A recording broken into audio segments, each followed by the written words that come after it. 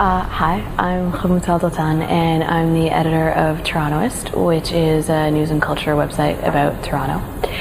And my most extreme City Hall moment in Toronto was this past summer in July.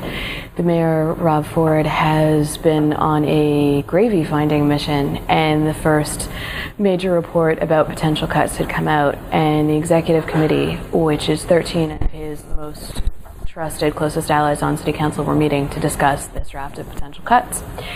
And at this meeting, members of the public can come and give a deputation and tell Council how they're feeling.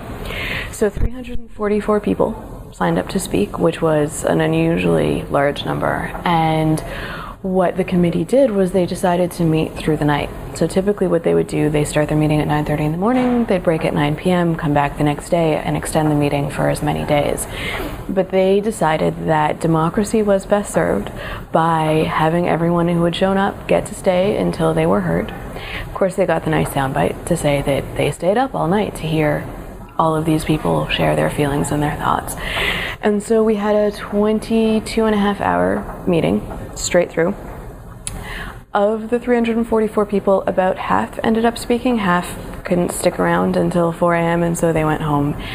And what was really interesting is that it turned into, basically, the joke was a City Hall slumber party. There was a Facebook page set up, and there was the hashtag City Hall slumber party, and people brought homemade pies and cookies, and councilor staff went out and got toothbrushes for people and snacks. And there was an overflow room where people were making jokes and playing cards while they were waiting, and it was really this very convivial, very fun, let's take over City Hall and have this kind of old school sit-in style moment where we're just going to stay here and make the politicians listen to us until we're done talking.